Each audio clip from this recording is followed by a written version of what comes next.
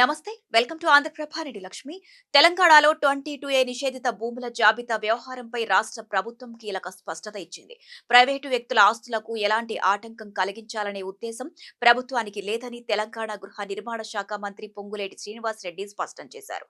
అధికారుల తప్పిదాల కారణంగా కొన్ని ప్రైవేటు భూములు 22A నిషేధిత జాబితాలో చేరాయని, వాటిని పరిశీలించి న్యాయబద్ధమైన భూములను నిషేధిత జాబితా నుంచి తొలగిస్తామని చెప్పారు. 22A బూచి పేరు మీద ప్రజలను ఆఫీసుల చుట్టూ తిప్పితే కఠిన చర్యలు తీసుకుంటామని హెచ్చరించారు.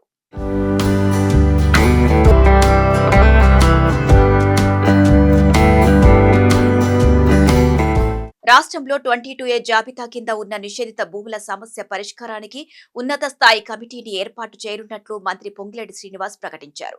వారానికి ఒకసారి ఈ కమిటీ సమావేశమై దరఖాస్తులు, ఇతర సమస్యలను పరిశీలించి నిర్ణయాలు తీసుకుంటుందని చెప్పారు. 22A భూములపై సోమవారం హైదరాబాద్, రంగారెడ్డి, సంగారెడ్డి, మేడ్చల్, మల్కాజ్గిరి జిల్లాల కలెక్టర్లు, అదనపు కలెక్టర్లు, ఆర్డీఓలు, రిజిస్ట్రేషన్ అధికారులతో మంత్రి సమీక్ష నిర్వహించారు.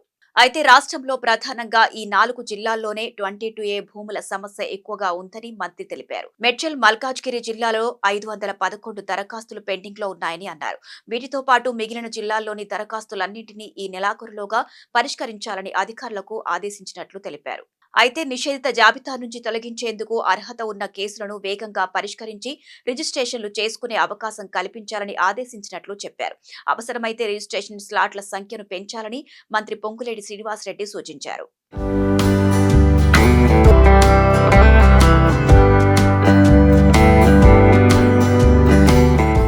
గతంలో హైకోర్టు ఆదేశాల నేపథ్యంలో అధికారులు కొన్ని భూములను నిషేధ జాబితా నుంచి తొలగించినప్పటికీ వాటికి సంబంధించిన వివరాలను పూర్తిగా తొలగించకపోవడంతో కొన్ని ఆస్తులు ఇప్పటికీ 22A జాబితాలో కొనసాగుతున్నాయని మంత్రి తెలిపారు.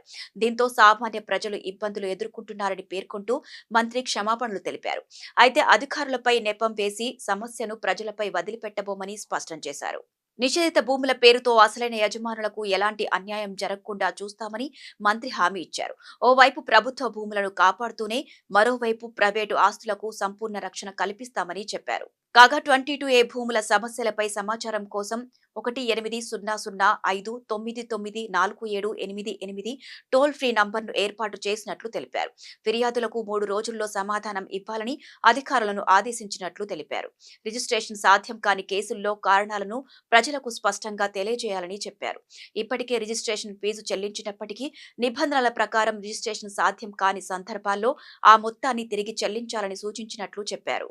ఇక భూదాన్ భూములకు సంబంధించిన పెండింగ్ సమస్యలు, వివాదాలు, వాటి పరిష్కార మార్గాలపై సమగ్ర నివేదిక రూపొందిస్తామని పొంగులేటి తెలిపారు. యుఎల్సీ జాబితాను కూడా సరిచేస్తున్నామని చెప్పారు. అసలైన హక్కుదారులకు న్యాయం జరిగేలా మరో 2 రోజుల్లో తగిన చర్యలు తీసుకునే విధంగా అధికారులకు ఆదేశాలు ఇచ్చినట్లు వెల్లడించారు.